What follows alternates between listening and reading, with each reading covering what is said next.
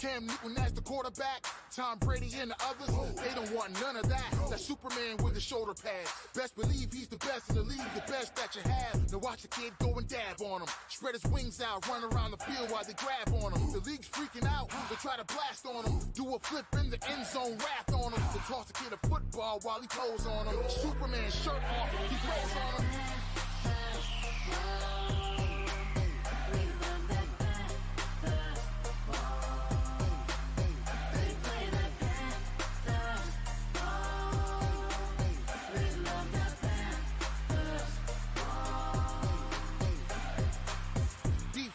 Tom Davis, no fluke. You got a problem with it, better call Captain Luke. Josh Norman storming while he wreck him. He made a punchline out of Odell Beckham. Kurt Coleman, Roman Harper, and Finnegan.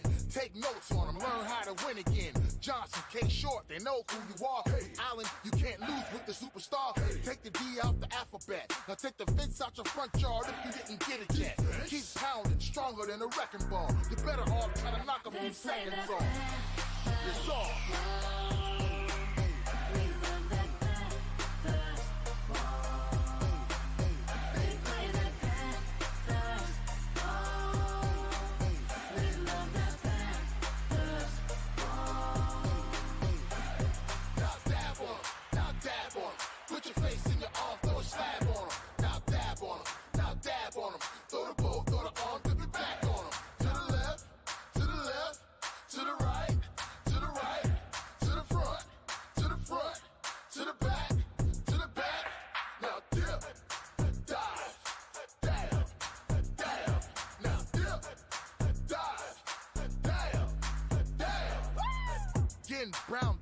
And Jericho, Greg Olsen.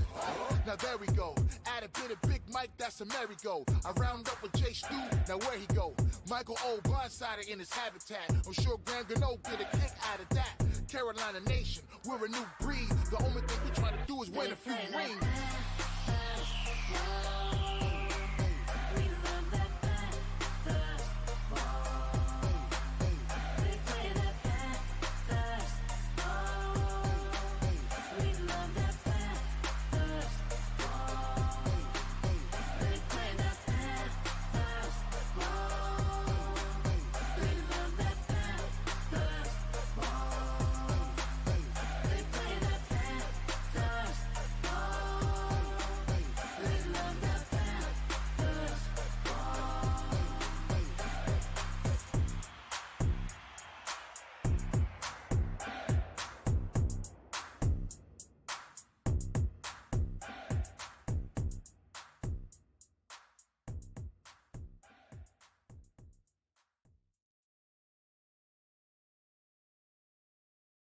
What we do here is go back.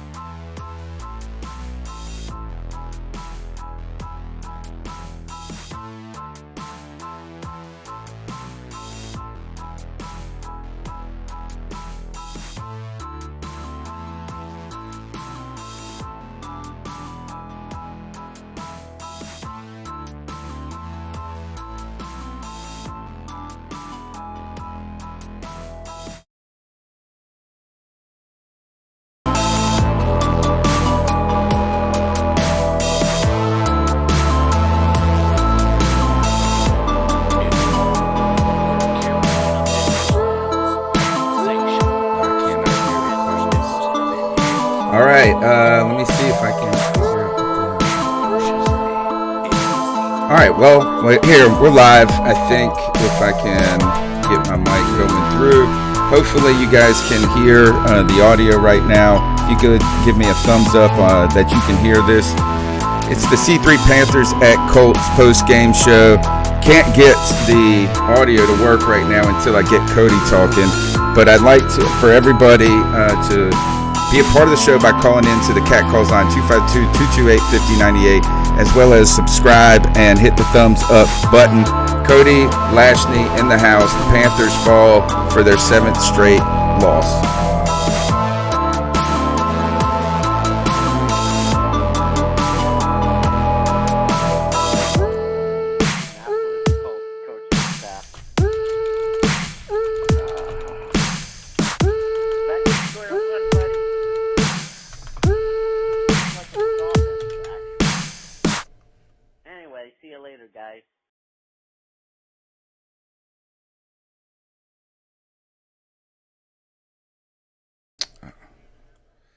They're saying you have no audio. Where are you? Where is your mic? Cable A says it's working. Let me see. Hold on. Check one more thing. One more spot. Cable A, where are you? Monitor off. Yeah. They say you have no audio?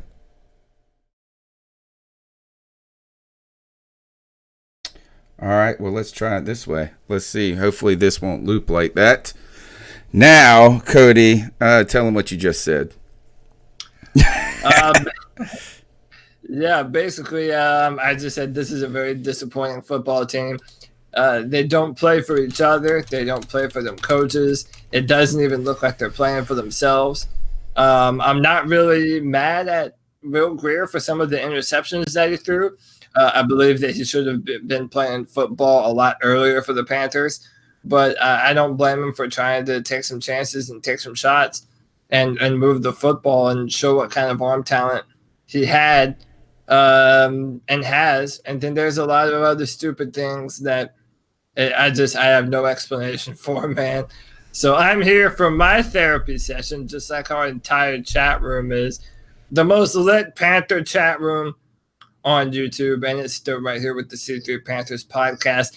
Jeff Hodge, Jeremy Clancy, Sarah Taylor, Tommy Doc Martin, Tyler Lovato, Tony Dunn. Ain't nothing to it but to do it, brother. Let's roll.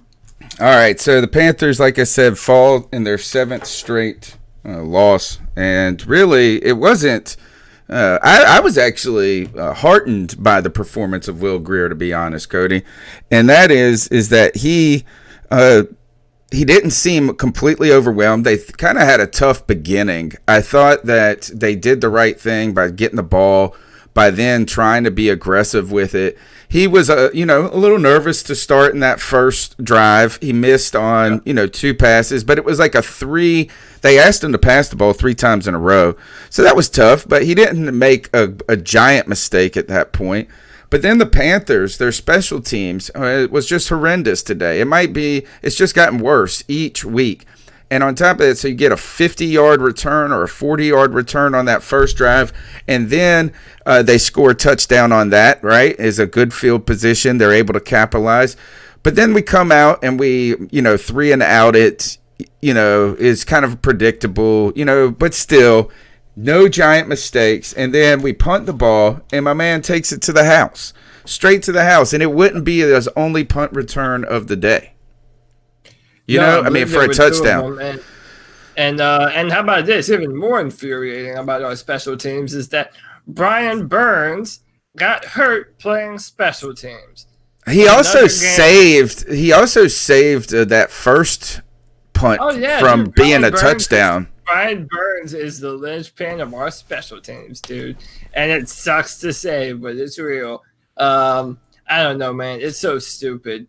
Why? And we just continue to mismanage the players that we use on field. Dante Jackson was benched in one point at this game, which I don't know if you're just trying to send a message to him to shut the hell up, or if you actually think that you stand a better chance with Ross Cockrell, which, by the way, I'm not even saying that's wrong. Maybe Ross Cockrell should be playing right now. I don't know, but there is this air of ignorance around the coaching staff where we just refuse to play our young players in the best positions possible.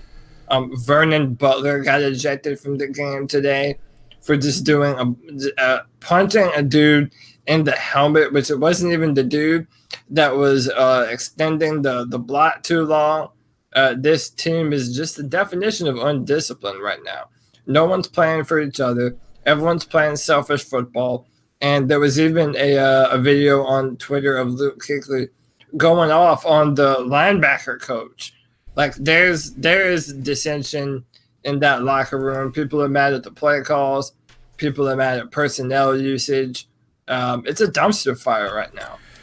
Dante Jackson did not play at all in this game, right? And that was, I guess, punishment and for his poor performance last week. So everything you said has been spiraling out of control. In some ways, the defense was bad. But again, if you didn't have that those punt returns, well, the defense was awful. What am I talking about? But the punt returns just decimated this team in some ways, that were special teams just in general. One thing I did think that was interesting, Cody, is that when the Colts go up by 2 touchdowns in this match, all of a sudden it actually took some of the pressure off of Will Grier. And what I know that you're saying, well, oh gosh, you don't want this guy playing from behind, right? And that's an impossible situation for a young quarterback on his first start, which I do agree with those things. But he didn't blow it for the Panthers. So he was almost playing with house money. It was like this, is that if we lose this game right here, you can't walk out of here and say Will Grier was the reason. And then you saw him start to loosen up a little bit. He started making a couple of throws. They got Christian McCaffrey involved. Christian McCaffrey continues to be the best thing on this football team. And they were able to move the ball a little bit. They go down the field. They couldn't convert on that 4th down. In the red zone. You know, he threw a couple of good balls there. One that, I mean, they just didn't come down with him in every case. So they punt the ball back. We're able to stop them, get the ball back, and actually we were moving the ball somewhat well for a little while. While we were down 21-3 at one point, it didn't feel like the Panthers were completely out of it. And I think that that's kudos entirely to Will Grier in that, not entirely, but the offensive line continued to be trashy, right? Everything about this team continued to be awful. That has been awful all season. And I thought Will Grier came out of it looking better than people said he was going to look. Yeah, I'm not mad at Will Grier. There is a few interceptions that I feel our receiver just didn't make a play on the football. I don't even know who number 18 on our football team is, but that should have been his catch at the end right there. I have no idea, why our offense kind of sputters like this. The play calling, I didn't think it was too good today, but no, you're 100% right. You cannot be mad at Will Grier. If anything, we should have been playing him a lot earlier than what we did. Will Grier, he's playing with house money. Throw the ball down the field. Show what kind of arm talent you have. And that's what he did. I'm not mad at him for trying to make a play and trying to do something for his football team. Once again, we see that no matter who our quarterback is, our offense still runs through Christian McCaffrey, and that hasn't changed. That's not going to change. And McCaffrey is incredible. But everyone else on this football team, they're ready to go home, man. They're ready for this season to be over, as bad as you and I are. And it kind of sucks that we didn't decide to play Will Grier earlier, because now we have these performances from our team where no one cares. They're dejected. They're not playing for anything. So the offensive line isn't playing well. That's going to hurt Will Grier. Dennis Daly has not been playing good football. Darrell Williams is getting his ass whooped. Our offensive line is porous. But yeah, and as Brother Herbert mentioned in our chat, shout out to Will Grier. He does not fumble the football when it gets hit. So that is one thing that he does have going for him over Kyle Allen. Overall, I think it was the stats won't confirm it, but Will Grier didn't have a bad day today. I'd much rather watch him as the quarterback for the Panthers than Kyle Allen. All right, you take over the show a little bit, and you tell me what you want to talk about now, because I'm continuing to struggle with the output now, the audio for the cat calls. So you lead the conversation, Cody. Where do you want to? What do you want to talk about now after this game? You continue. Look, 7 in a row, a lot like last season. So Bill Daltreve in our chat says, "Does anyone know of Brian Burns' injury?" I have Twitter up. I'm continuing to look to see if we know anything about Brian. I have not found any confirmation of how he was hurt. Vernon Butler is he's already doing interviews saying how apologetic he is and how he made a mistake.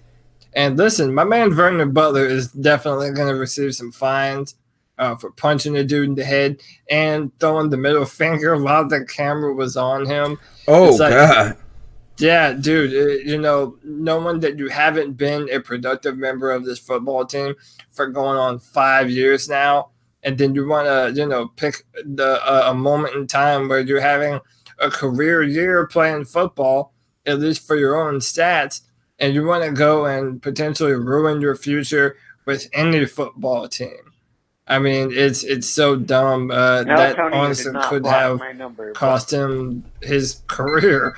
I mean, that's what we're talking about. There's no discipline, man. All of our listen, I have no sympathy for our coaches. When Ron Rivera was fired, we were, oh, hey, Ron, thanks for the good times. Thanks for all the wonderful years of being the coach for the Panthers. I have no love for anyone else in the building. Perry Fuel, Eric Washington, the linebacker coach. Dude, I'm ready to do a 100% coaching rebuild. Our coaches are absolutely terrible. No one's held accountable. The play calling on defense is terrible, to the point now where Luke Kuechly is starting to be visible on the sideline. It's bad, man. There is no leadership in this locker room, it feels like, from the players or the coaches. All right. Well, I don't really know what the hell is going on now that I can't hear the damn audio. That's the worst part about it. So as I continue to work on that, we will get to your cat calls as we're going through. Let's feature some of the comments in the chat room, Cody. Here's one. Is Civil Preach says, because Fuel in Washington can't handle the defense, is that this team has not, if you're Perry Fuel, you want to get the hell out of here, right? You just want to get away from this team, right? Nobody is looking good for their continued audition into next season. And Vernon Butler, I think, is the epitome of that. Is that a guy who actually potentially got showed that he might be a football player this year at the end, may have ruined his chances of getting anything right here. Is like, who's going to pay you? It didn't help his stock today. And I don't know if we've seen any players that their stock has improved, and that goes to the coaching staff too. Yeah, I wanted to give a shout out to Tyler Lovato earlier in our chat. Said, ready for coaches, get to know a potential Panthers draft pick segment. I'm excited as well, my friend. I'm looking forward to looking at these college football players. And yes, that segment is coming back to this podcast with a vengeance. We're going to have a lot of fun dissecting these college football players and thinking about them in Panthers uniforms. But Vernon Butler, to what we're saying, was a first-round draft pick. He was an insurance policy in case K1 Short didn't sign his contract, which he had yet to sign at the time. And now we're just kind of in limbo right now with the player that we had high hopes for, and then just turned it on a little bit too late. And it is what it is, man. To the man's credit, he's very apologetic about it on Twitter. But I don't know. It's I don't even know if I blame him too much, Tony. It feels like our locker room right now, there's no North Star. There's no direction forward right now. And, everyone's kind of, playing for themselves. That's why I said earlier, no one's playing for one another. No one's playing for the man next to him. Everyone's playing to go home. And it causes these embarrassing performances by teams who I don't think the Colts have a better roster than we do, but this is a demoralized football team with the coaching staff that's very in over its head. And, yeah, I'm going to the Saints game next Sunday, so I might be a little late for the post-game show, but I'm going to have to listen to my brother, who was a diehard Saints fan, shit-talk me the entire time while I watch the Saints put a beat down on the Panthers. So pray for me, y'all. Yeah. God of Blackness. Yeah, hit him up. Shout out to God of Blackness for donating to the show. Says bring Trey Boston back. It helps. At least gave a little fight. He's actually been one of the reasons, the only thing we've had that's been part of the fight. So it's been tough. There are people online in a world where Carolina Panthers fans have an insatiable thirst for Panthers news and opinions. I wouldn't mind having him back for another year too if we don't draft the position. But hey, we might not draft a safety this year. Oh gosh! Apparently, we have a bunch of other needs at a lot of different spots as well. So, all right, Trey's been okay. Cody, one of the things that I have learned here is that the calls are playing right now, I think.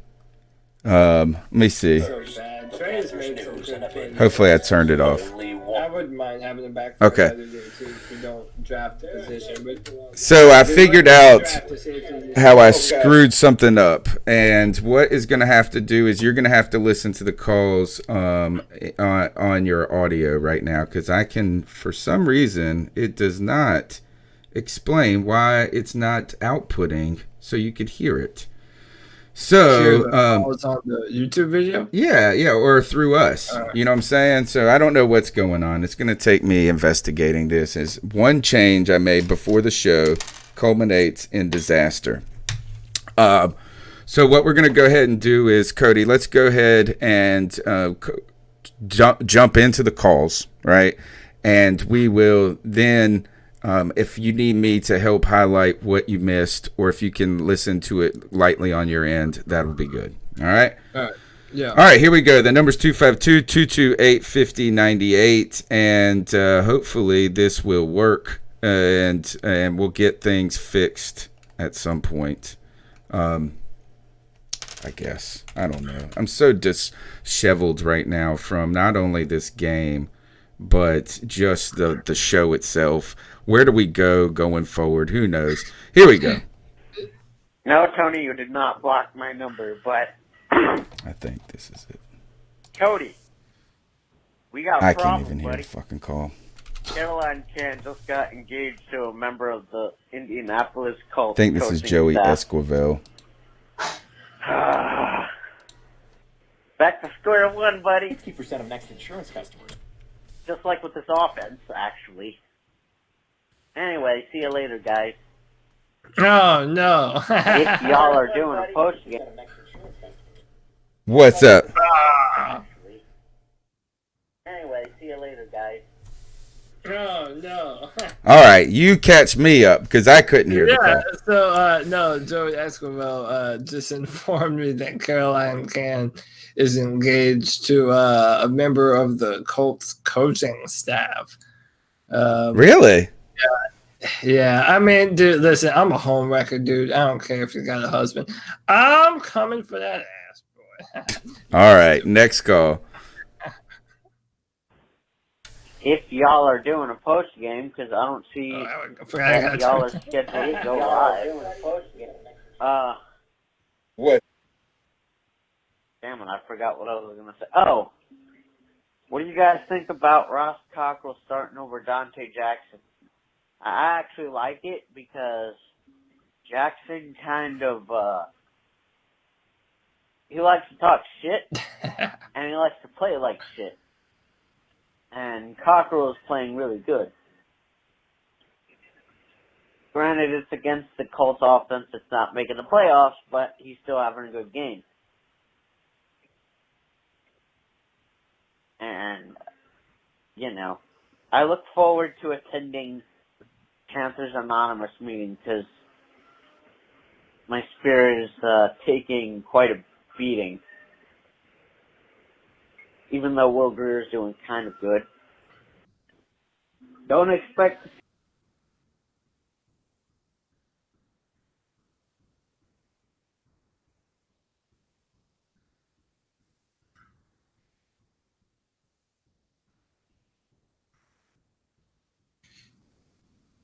Tony, I can't even hear you. Myself. All right.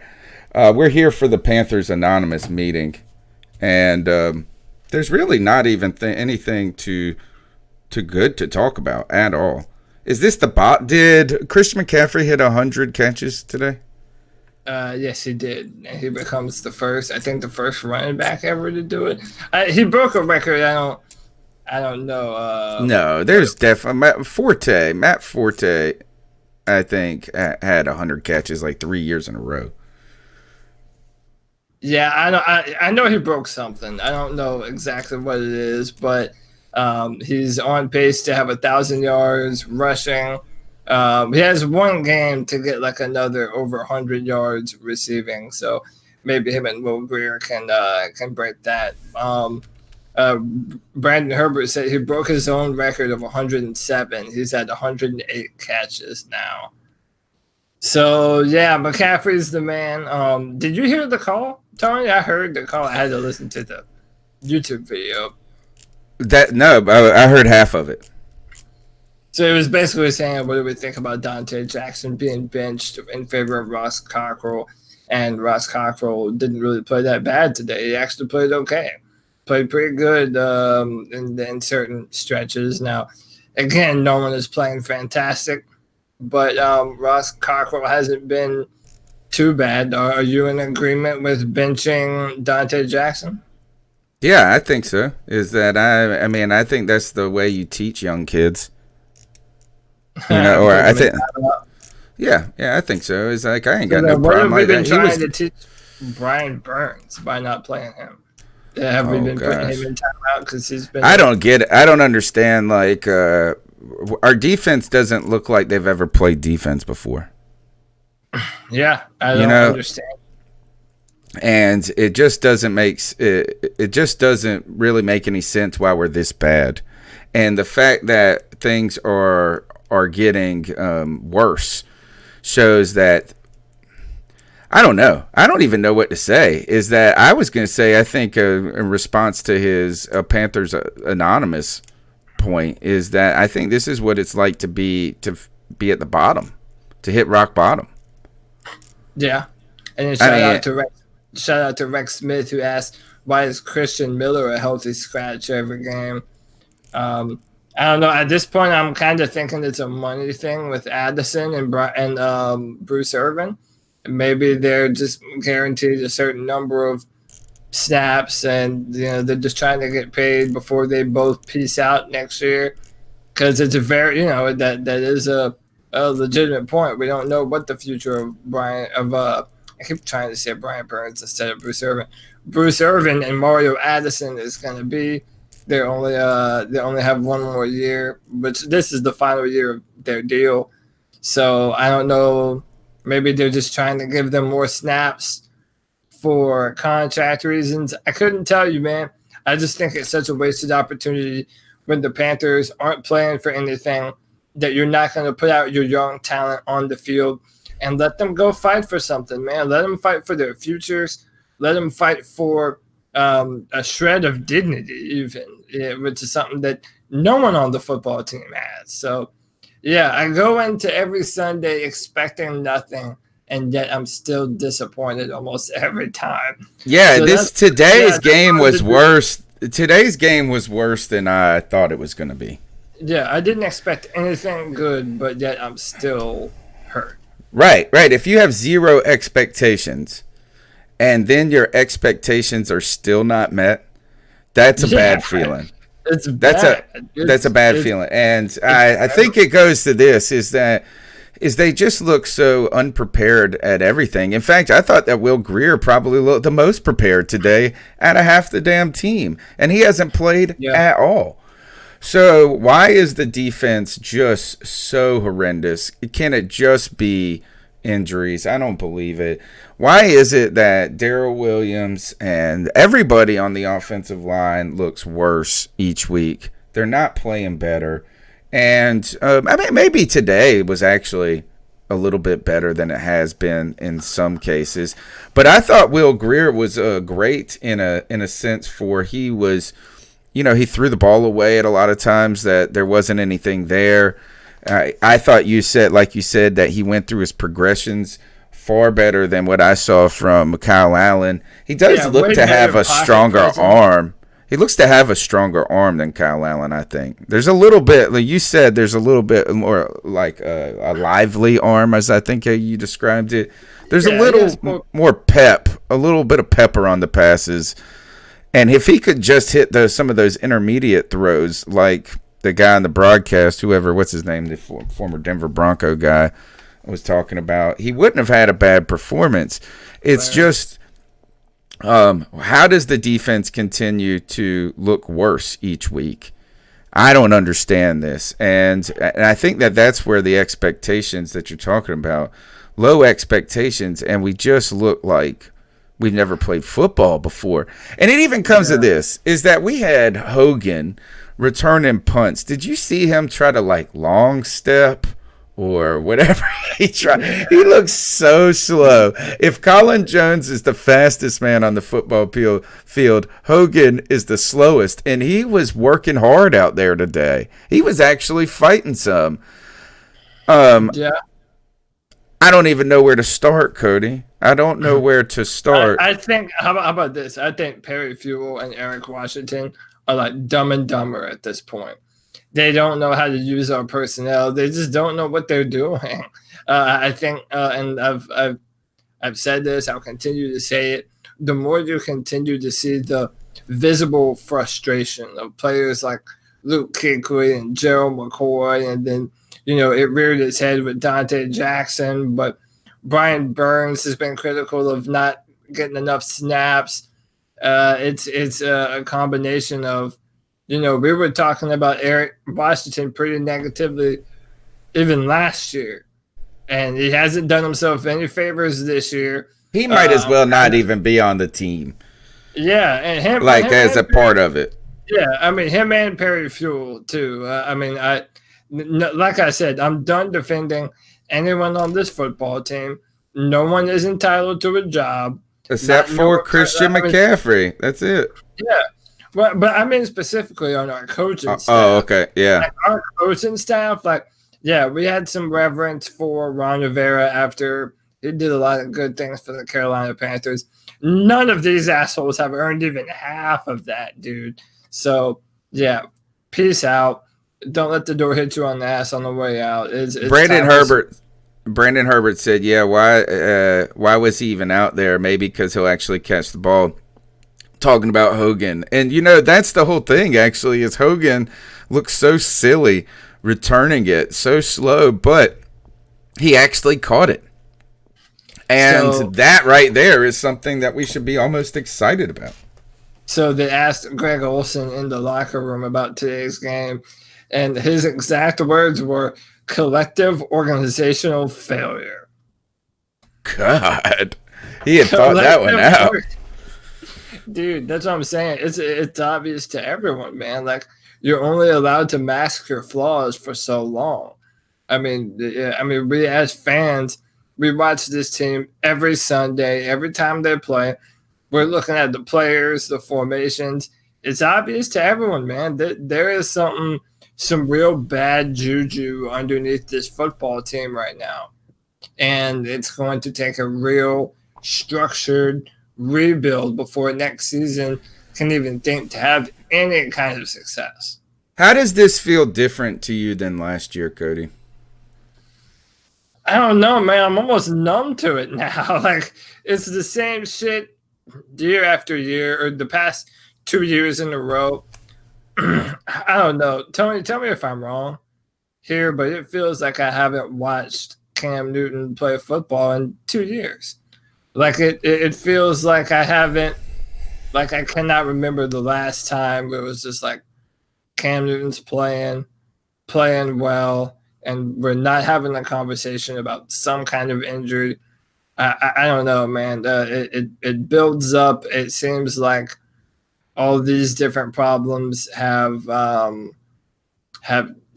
taken a lasting toll on fans and players, and I don't know how to feel, man, because it's you want to say, well, we lost, so we'll have a better draft pick, but dude, there's no fight in this football team, and even if we have a better draft pick, man, it's very discouraging to see that, when the cards are down, when you have nothing to play for but your own morale, you don't even have what it takes to throw punches when your backs are up against the wall. It's not a good indictment. All right. Okay, so a lot to break down there. First, go into the Cam Newton part. At the beginning of this year, we said that it felt like years since we had seen Cam play. So, 15 games later, whatever it is that, yeah, it feels like an eternity since we've seen Cam. Number two is that it continues to show you how much life Cam Newton brought to this team. I heard Jim Zoki talking about this, and he said that when you go into the locker room on this team, guys aren't talking to each other. They're on their cell phones. They're, there's no personality to the team. So you lose, and then you continue to lose, and it just nourishes that, right? That potential of disjointedness, or whatever.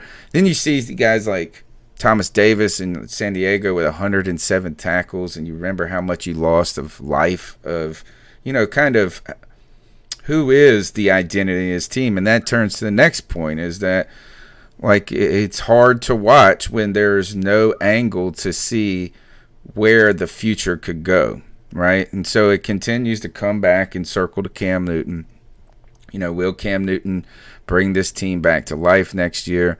It looks like we're going to need him to, even though we get a top draft pick. I don't believe that going quarterback in this draft, I don't know if it's the right answer. You have to be very sure of the guy you want to get. Now, if you want to take a flyer on I can't say his name. You can say it. Say his name. Tua Tagovailoa. Yeah, very good. Well done. You've practiced. I'm really good. I'm really good at a lot of hard last names. It's actually kind of like I boast about it. But yeah, well, you are fantastic about it. Maybe if he slips into the second, which I don't know if he would. I don't know, Cody. Do you think it's time to rebuild that identity at quarterback, or do you try to do that with Cam Newton as part of the team still? It's going to be hard, and I think that's why we can't see a step forward towards the future right now, and I think that's what's hard to watch about this team. But I don't know if it's as bad as you described with a team that wouldn't fight at all today. Vernon Butler literally fought. Yeah, listen, I don't care what team you're on. Whenever you throw a punch at another man wearing a helmet, you're a dumbass, dude.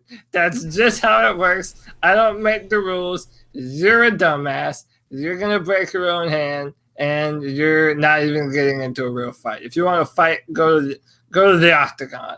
But until then, you're hurting the team and quite literally hurting yourself.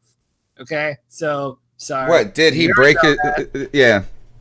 He didn't get injured doing that, though, did he? No, but I mean, it would have just fined, and yeah. I mean, you're hurting the team. You're hurting. All right.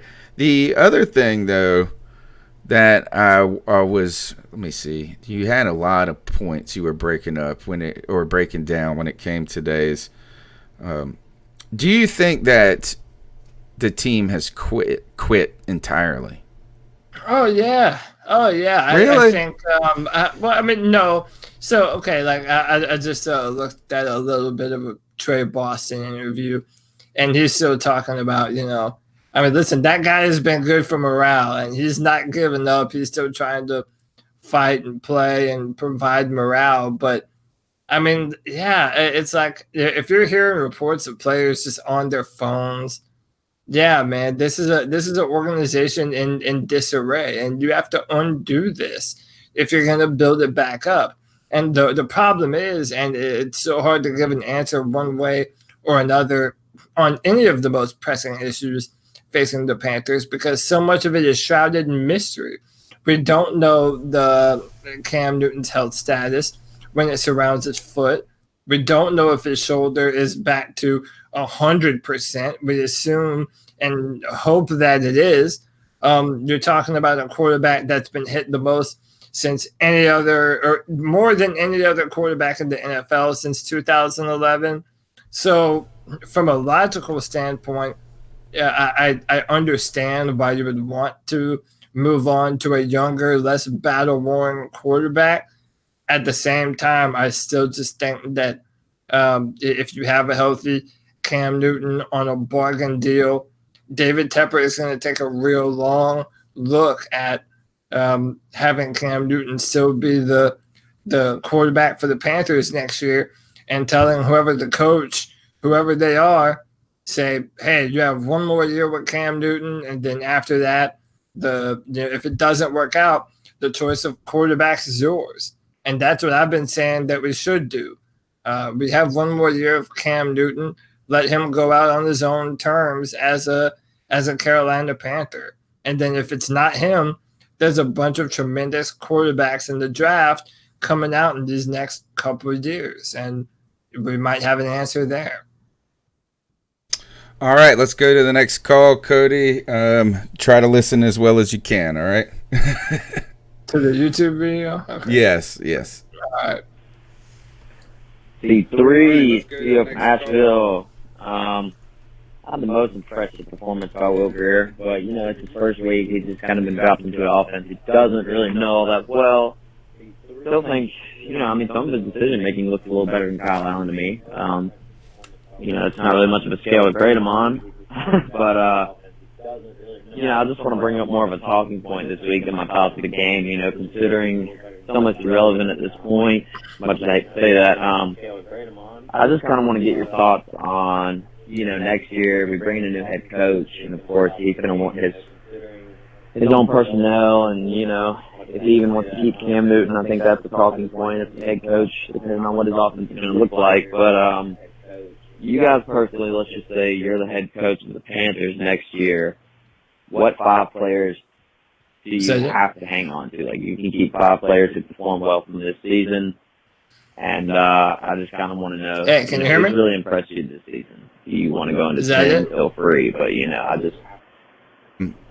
It's not over on my end. Like there's so if it's ended for you, then that's it.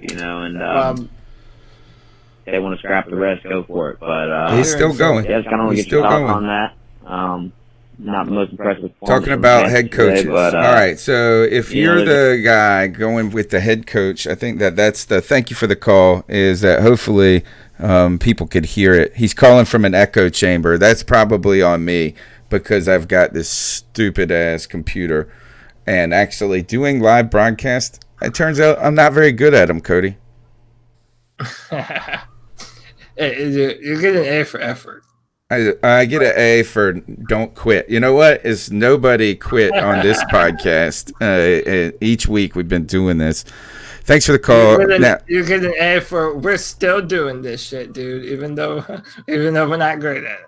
That's right. And even though it's not even easy to do it at this point. So your choice, your thoughts on head coach now. For me, I don't know if it's good, Cody, to just continue to speculate on who these coaches are, right? Is that, like, how do we know any more information than we knew last week? There's been no new information that's come out.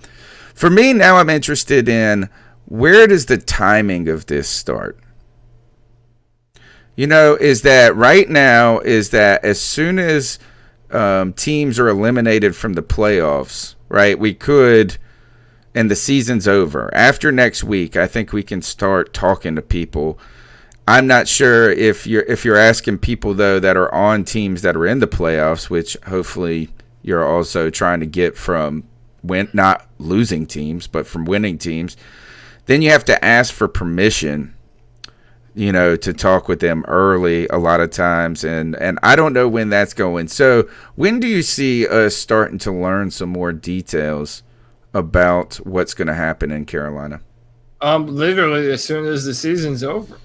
I think that's when you're gonna before the playoffs start. That's when coaches are gonna do some interviews, and they'll be able to inquire more about coordinators from other football teams and just seeing who's out there. I don't know, man. So this is why it was a good thing that we did fire Ron Rivera when we did, because it means that this process has already been underway from us. And yeah, we still have no idea. No idea who the next coach is going to be. Everyone has their best guess, but no one really knows right now. We don't know if it's going to be Kevin Stefanski or McDaniels from the Patriots. There's a lot of different rumors, and who knows which ones are or aren't rooted in any kind of truth.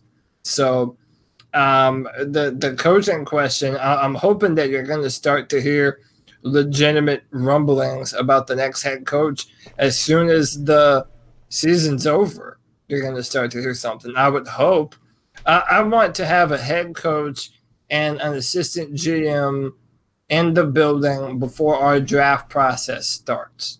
So before we start looking at draft prospects, I want them to be a part of the process, especially the new general manager, but especially the coach. He needs to have some kind of say-so on what kinds of players he intends to build this football team with and the kind of players that he needs out on the field for us. So I'm hoping this happens like pronto. I'm hoping that we're one of the first ones linked to a coach out of every other team out there. I'm hoping it happens soon. All right, let's go on to the next call. Cody, again, listen on YouTube, because that's what I have to do. What's going on, guys? This is your boy, Brandon Herbert. Interesting game. It's still going on. We're getting our ass smacked, I know. But am I the only one that was actually rooting for Naheem Hines to return that third kickoff? I actually stood up and applauded him. He should have had 3 kickoffs. I've never seen something suck so bad where somebody returned 3 kick returns or punts. Never seen that in my life. But everybody's going to be in the I was echo actually chamber. rooting for him. I stood up and gave him a round of applause, because if the team sucks that bad, then it's nothing more I can say. Grier, I'm not going to be too critical about him. He's doing a great job of having us lose. Him and Kyle Allen. So both of these quarterbacks are actually giving us more and more reason to keep Cam Newton. So I'm actually enjoying it. He had an up and down game. He actually made a couple of good deep balls or whatever. And it really was nothing more to say about that. Christian McCaffrey, absolute monster. Still remain what I said about Luke Kuechly. I know everybody's being very, very critical of him, and I can see, I think some is fair and some is unfair, because, like I said, the one that people claim that he's missing these tackles must not see a big offensive lineman in his face, which anybody that knows football knows that that's never supposed to be the case. An offensive lineman all the way downfield like that to block the second level is never supposed to happen. But yeah, there really was nothing too much to say about the game. Hey, hopefully we lose, the following week. Get a better draft pick, top 10 pick. That'd be always nice. Can't wait for next year. Anyway.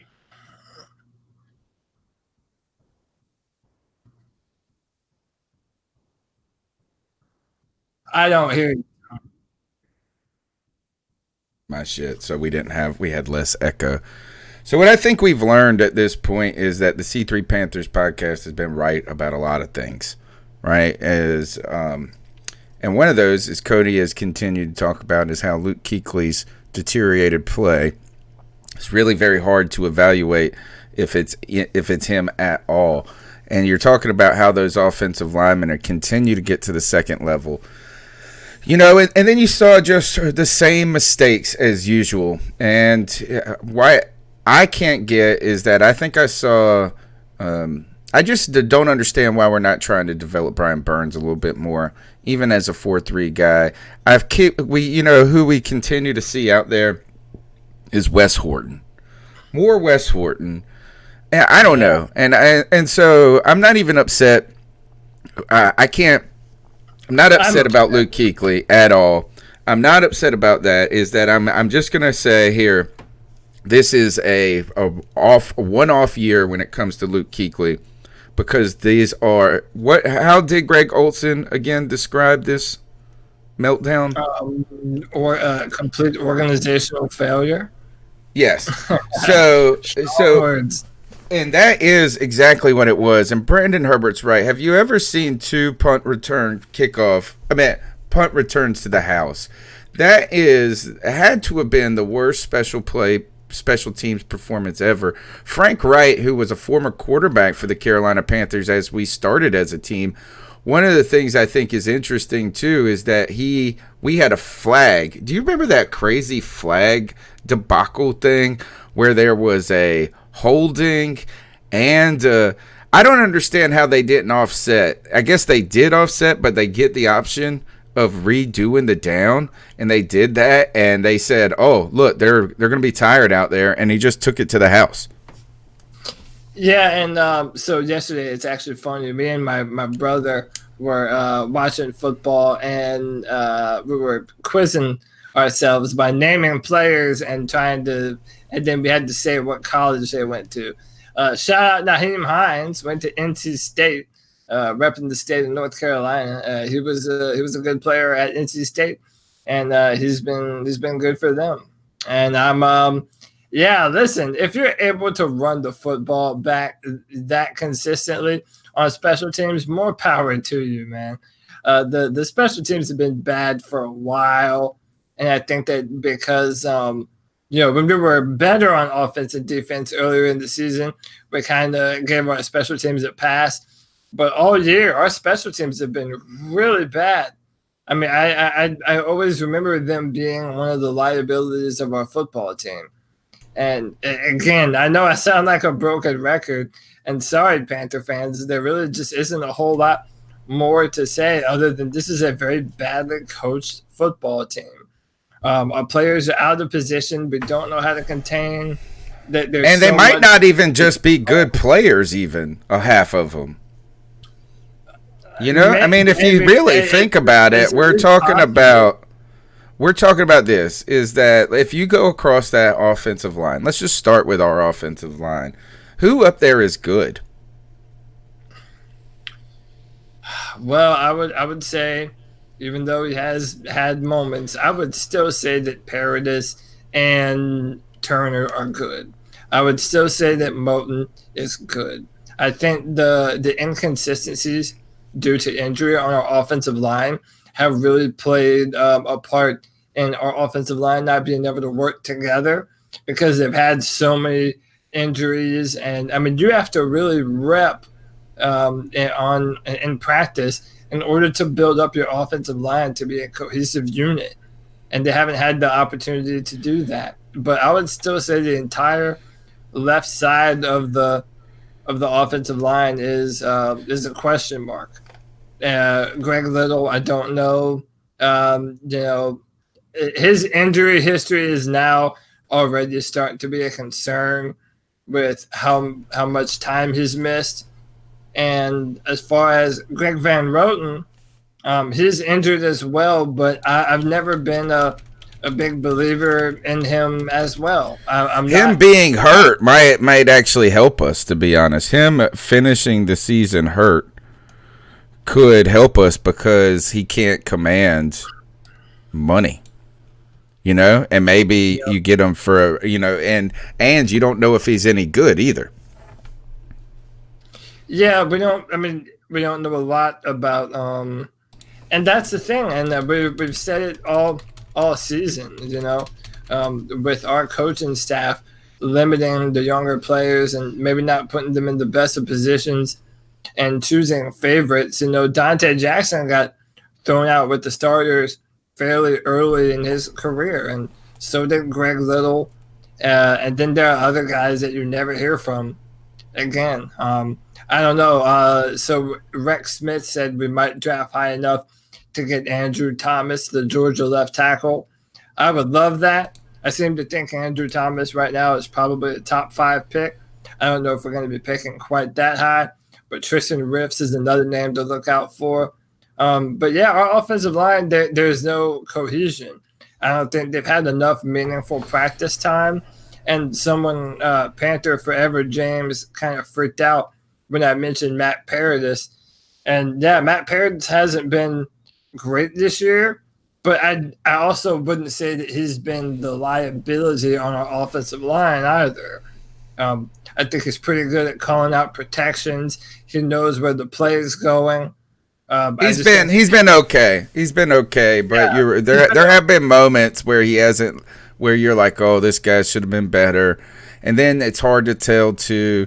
It's kind of like the Luke Kuechly thing. Is it only him? Is it the guy playing beside him? Is it, and the offensive line usually is a collective thing, so it is hard to evaluate them a lot individually. And I think Rex Smith is bringing some fantastic comments in the YouTube chat. He also said Bieniemy is my least favorite guy, which I agree with that entirely. He said, I'm trying, though. Reed is, and he's referring to Andy Reid. Andy Reid is usually pretty honest. He hinted that Nagy was not ready to be a head coach. If he says Eric Bieniemy is ready, maybe he is. Yeah, I think so. I think that's a great... Bieniemy is the name that's been kind of going around for a long time now as someone that should be getting real coaching considerations. By the way, he's also a running back coach. So, imagine the types of ways that he would be able to get Christian McCaffrey involved in our offense. Like, Eric Bieniemy would certainly not be the well, we haven't had a problem figuring that out. No, right, and I understand that. We could do a lot worse than Eric Bieniemy. I tell you this, I'd 10 times rather Eric Bieniemy over Mike McCarthy. Wow. Way more. Well, Mike McCarthy, I have been so anti Mike McCarthy. I'm trying to think, is it possible, would that be his second time or third time as a head coach? I wonder, did Mike McCarthy coach before Green Bay? I think so, off the top of my head. I do harbor the belief that getting a guy who has been a head coach before has some advantages. By the way, shout out to Sports Live in the ATL. He said, my God, your Panthers suck. Laughing my ass off. Yes, thank you, Sports Live and the ATL. He even donated to the show. That's how bad he feels for us, is that the Panthers, you know what, enjoy it. I would enjoy it if you guys look bad. In fact, I laughed when I thought that the Titans might upset the Saints today as I was watching that. I was like, that was a kind of a bright moment for me. Yeah, that was about to be pretty cool. Yeah, things are bad when Atlanta Falcons fans are like, "Oh, poor you guys." Oh gosh, yeah. Usually, he doesn't even feel. Yeah.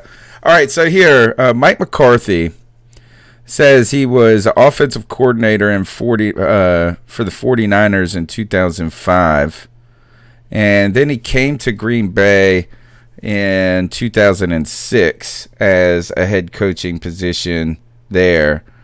And so it does look like he's only coached in Green Bay. Do you think there are advantages, Cody, in getting a guy who's been a head coach before? I think there is. Now, I don't want us to go and say people misconstrue this as me saying, well, that if you believe that, then Jeff Fisher is the best option. I just know that, look, is that Belichick had a run where he was fired. Andy Reid has been fired. And there does seem to be a benefit of knowing how to build a team holistically. And sometimes when you get coordinators who are thrust into head coaching jobs, that is difficult. But at the same time, Sean McDermott's doing pretty well in Buffalo. Yeah, I mean, and you have to take a chance. I mean, these coordinators know, I mean, most of them want to be head coaches one day. So you have to kind of learn while you're the coordinator and see what the coach you're under at the time does well, what he doesn't do well, and kind of submit your own thing. Then there are some coaches that are less successful with other teams, and then they end up being good coordinators later on, or then they need a change of scenery. So Bill Belichick is the one that everyone shoots out there, right? He was with the Browns. Well, Andy Reid too. Andy Reid. Yeah, Andy Reid. But he didn't have he didn't struggle. He was fantastic in Philadelphia. And a lot of people are like, well, let's not hire Josh McDaniels because when he was with the Denver Broncos, it was terrible and the team was bad. But sometimes you just need to kind of go back to the wheel and start over with something that there's still potential left to be tapped. But I don't know. There's a lot of questions going forward about what kind of coach we would have. Brandon Herbert in the chat room is still throwing his hat in for Greg Roman.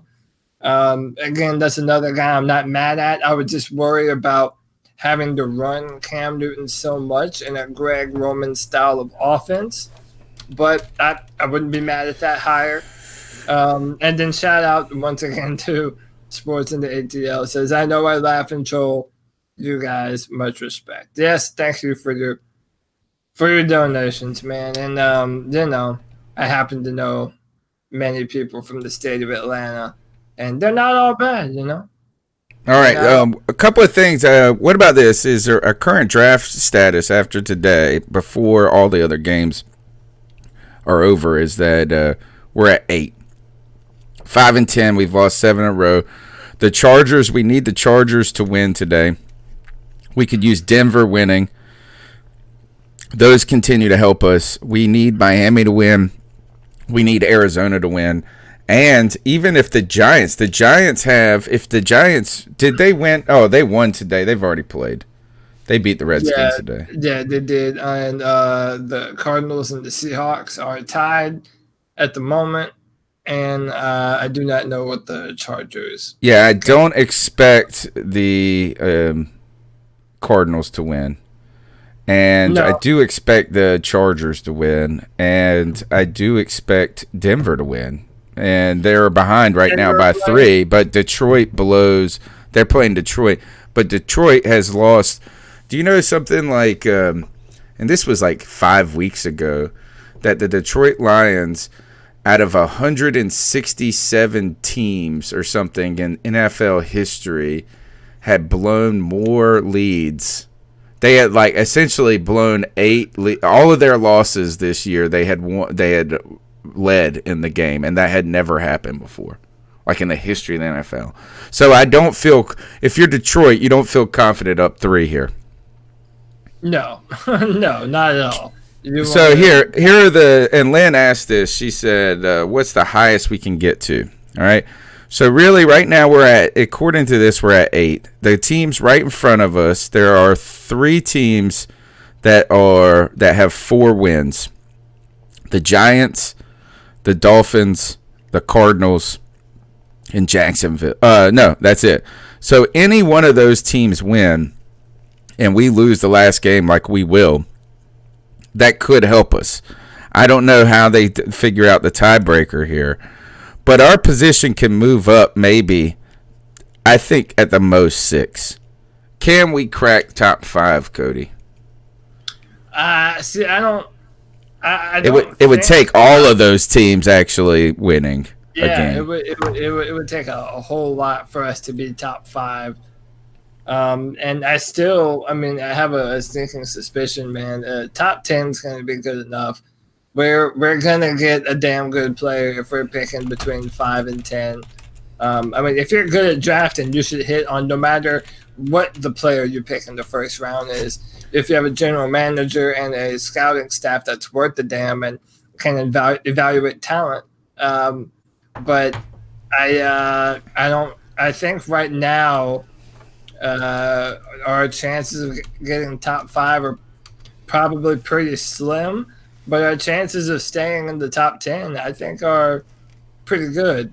So. I think, is that it's almost solidified, I feel like, at this point, that we stay in the top 10. I don't know if that's for certain, but it doesn't feel like we're surrendering our top 10 spot at the moment. No. And it helped Atlanta. Shout out to Sports Hive and the ATL for another $2.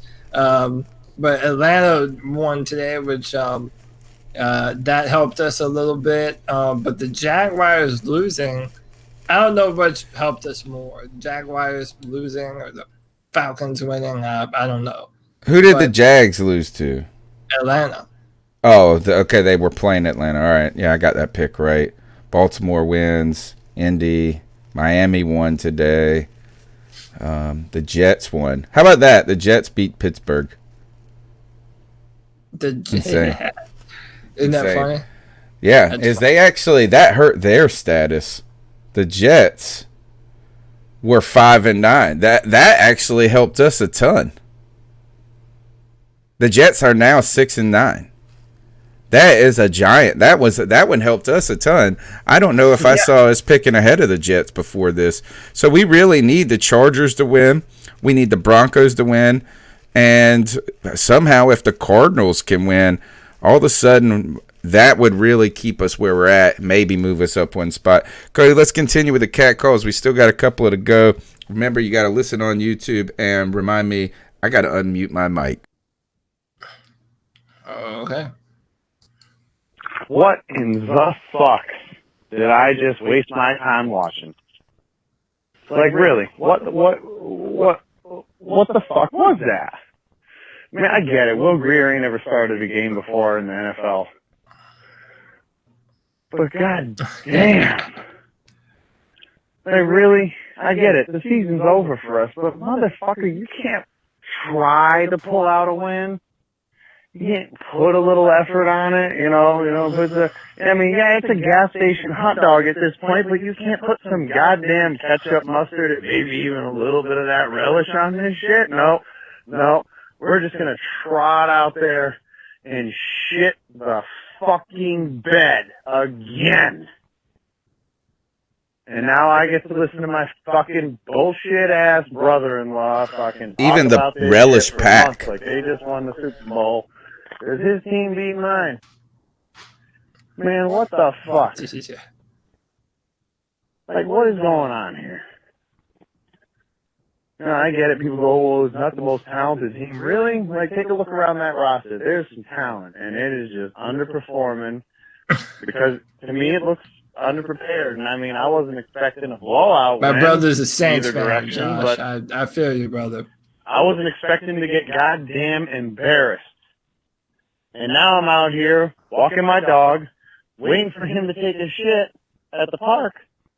Man, and the most embarrassing part about this isn't the fact that my dog is taking a shit. It's the fact that I'm wearing Panthers blue up here and trying not to be seen. Like, come on, man. Come on. Skip. I don't know what else to say, boys. I guess we just missed some opportunities, didn't we? Yeah. Gonna have to hang on to that little gem for a while. You already know who it is. Josh from Mass. What a disaster today was. What a disaster next week is gonna be. Although, you know what? It'll fuck us up in draft position, so we'll probably beat the Saints next week. That's the way that's gonna go. But love you all. Love the show. Panther Nation. I love all of y'all. Keep pounding.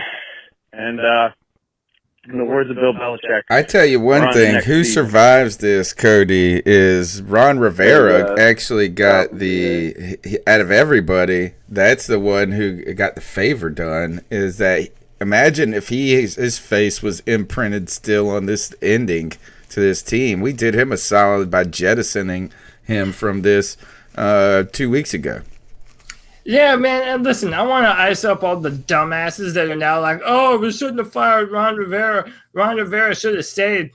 Hey, morons, this is still Ron Rivera's coaching staff. Like, this team was and it's his team, too. Team. Once you gave Ron Rivera the axe, I mean, there are people that are like, oh, this proves it. They're not playing for anybody. They were playing for Ron Rivera. And look, maybe they were. I've said, no doubt. The Panthers, I think we would be better with him. You know, I think we would have been better this week and last week with him. But that doesn't it doesn't vindicate him. It doesn't vindicate. Yes, exactly. It doesn't make our decision to fire him the wrong move or the wrong idea.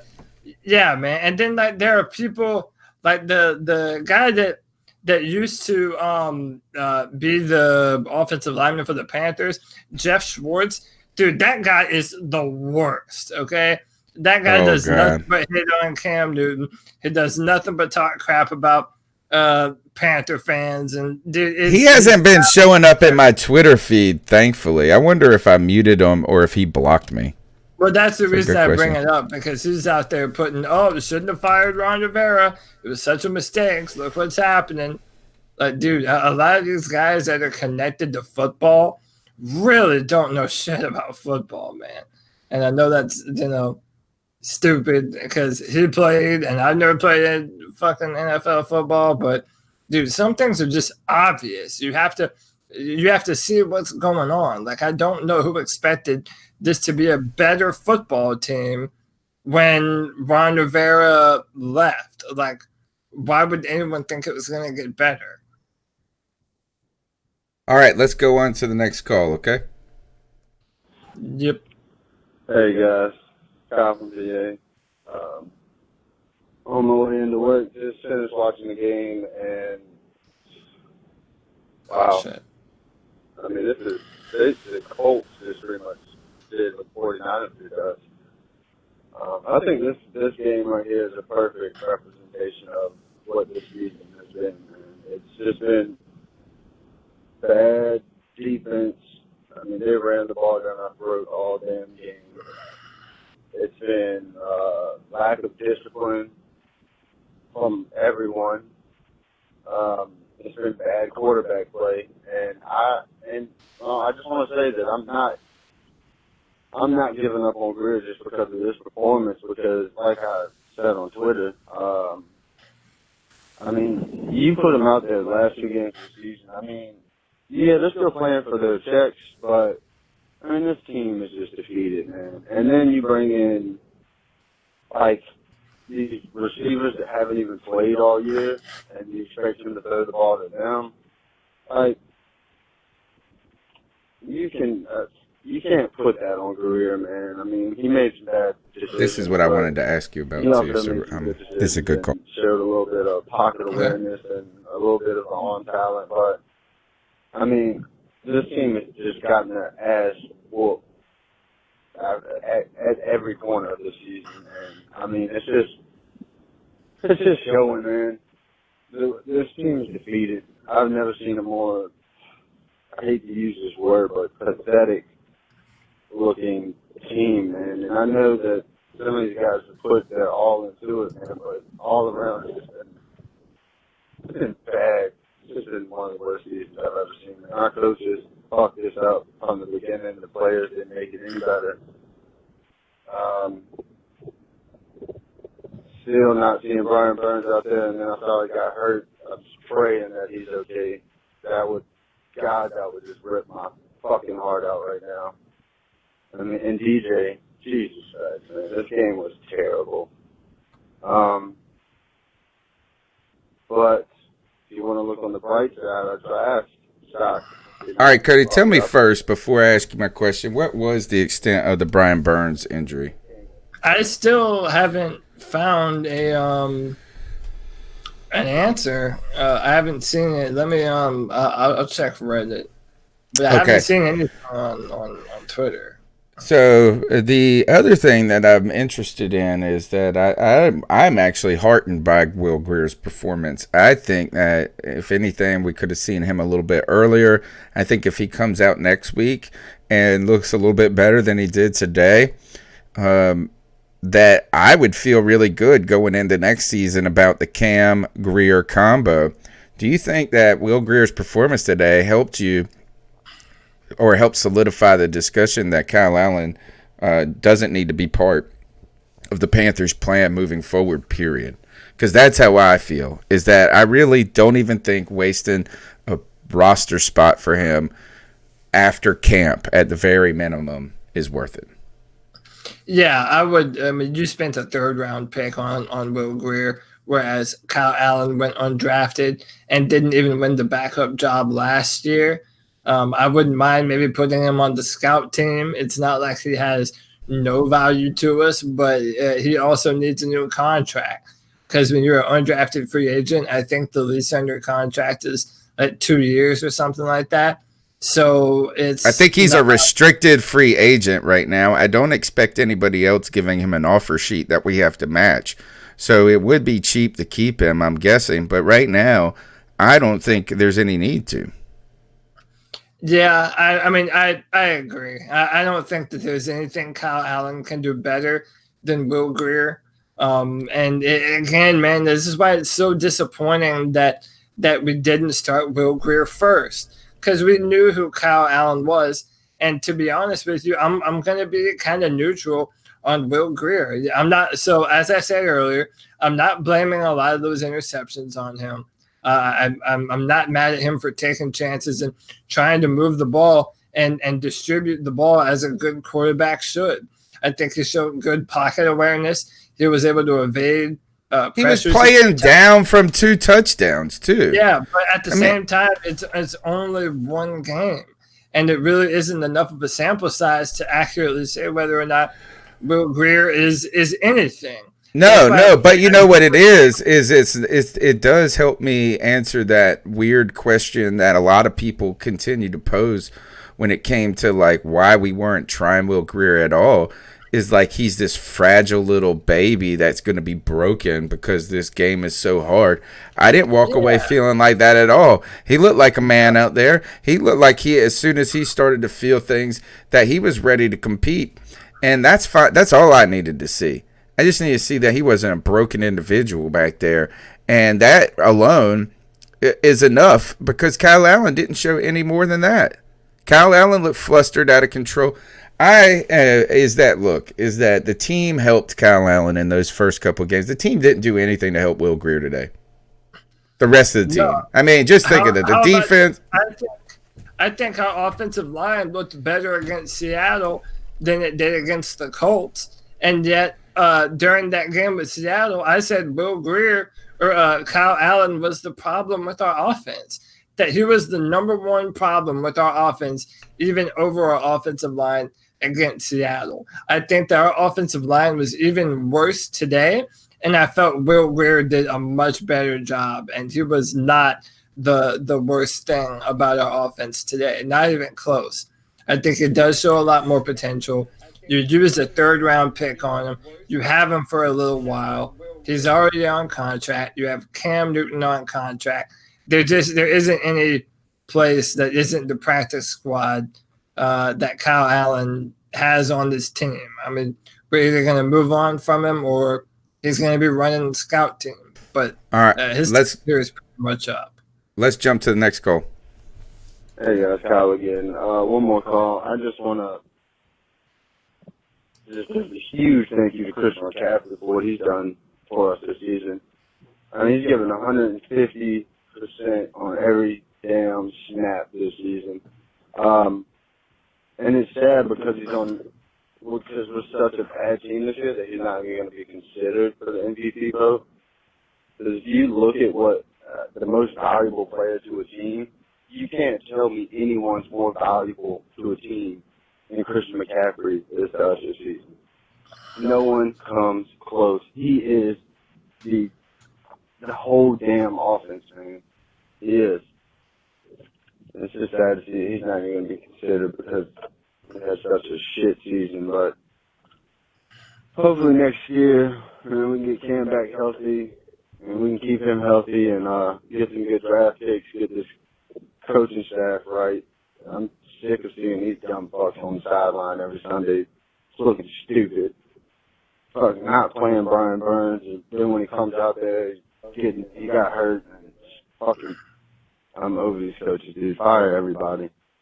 And let's get this shit turned around and get this Carolina Panthers team back on top. Yeah, me too. He found him. All right, let's power through to the next call, all right? Yep. Hey. You know who it is. What's up, fellas? This is G, baby. Like I told you guys, the reason why Mr. Will Grier has been playing is because he ain't about that fucking smoke. That was a terrible performance. G, baby! That was just pathetic. Where's all the Cam haters now? Seriously, that's the real question. I really don't have nothing else to say. I was reading something that 2 teams lose. We could end up having the 8th pick by the end of today. If not, we're already the top 10 pick. We're picking at pick 10 right now, so keep pounding. That's all I gotta say, man. Keep pounding.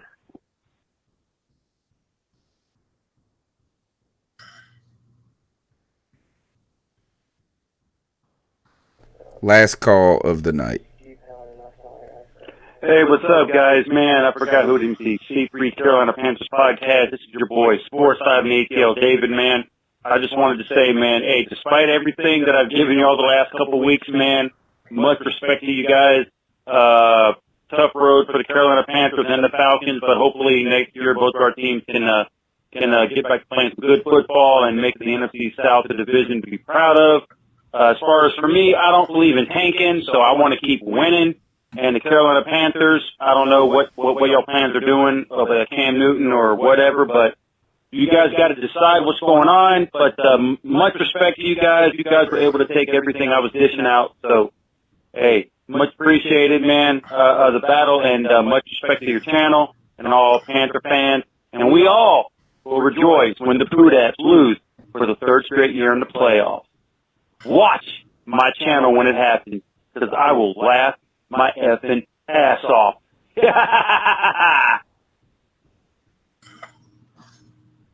Lose for the 3rd straight year in the playoffs. All right. Yes, thank you for that call, man. And you know what is that? It's interesting that the NFC South has fallen from grace entirely, and that the Panthers and the Falcons, the Panthers are at the bottom depths. The Falcons rung ahead of us, but they don't look as bad as their record has been, and that's kudos to them. I don't even think we're tanking. I think we're just that bad. How about Tampa Bay, though, fighting hard? Who would have thought that Tampa Bay would have been playing so well over the last couple of games? Did they lose today, Cody?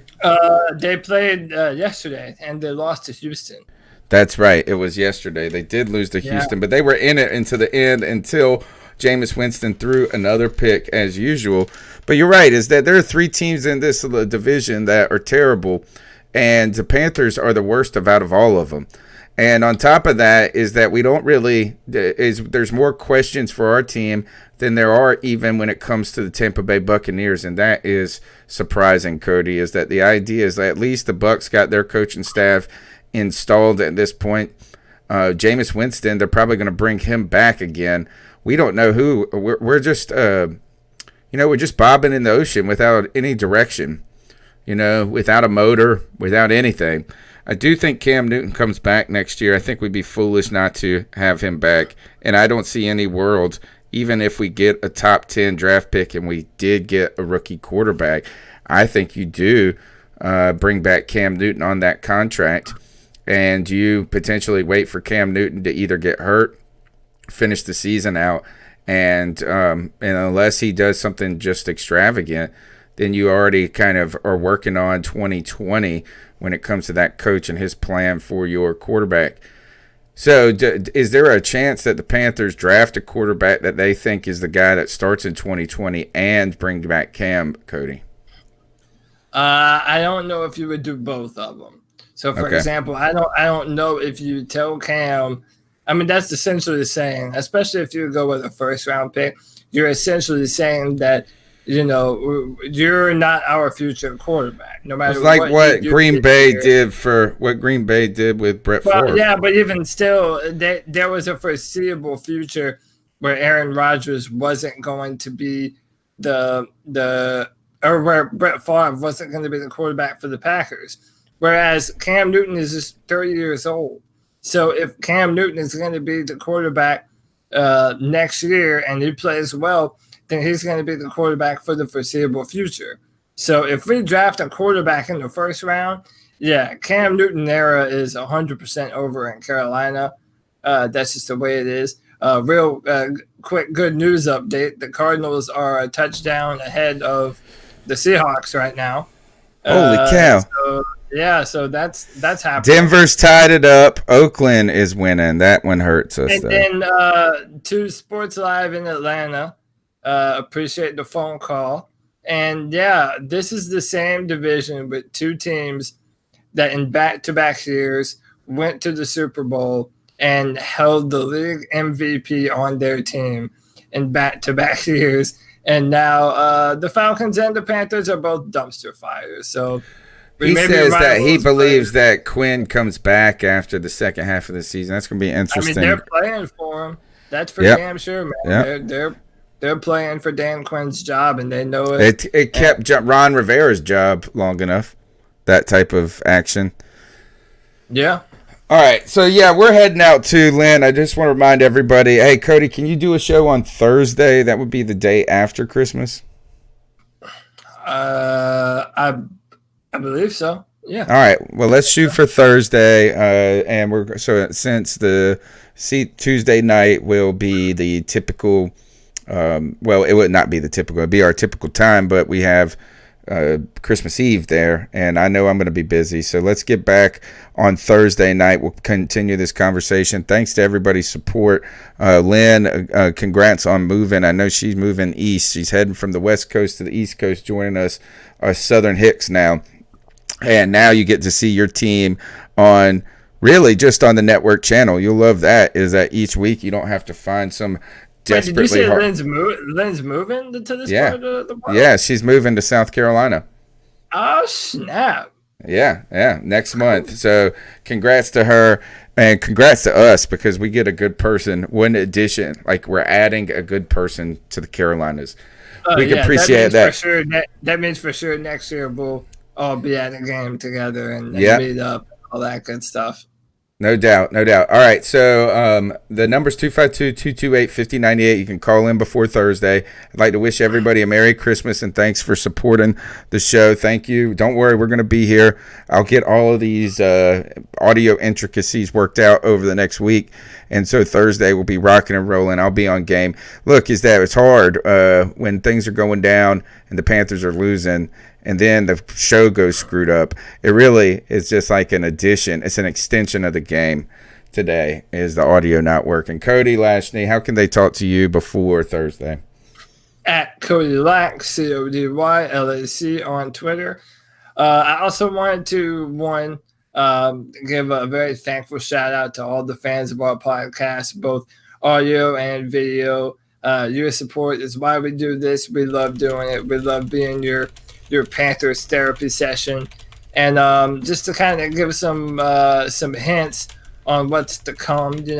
There's some changes coming to the Carolina Panthers with David Tepper and a brand new coach. So we feel like we have a dedicated enough fan base now that the C3 podcast, we're going to experiment. We're going to try and do some brand new segments. We're going to try and do some things to keep it fun, keep your attention throughout the off season when things are kind of on a downturn. But we love doing it. We're going to usher in a new era of Panthers football. We're going to be here for you. And until next time, much love from your boy. All right, subscribe, share, and be back here on Thursday, or B Square. We'll be here after the post game next week as well. Cody Lack, I got to run. Somebody's supposed to be dropping some things off at my house.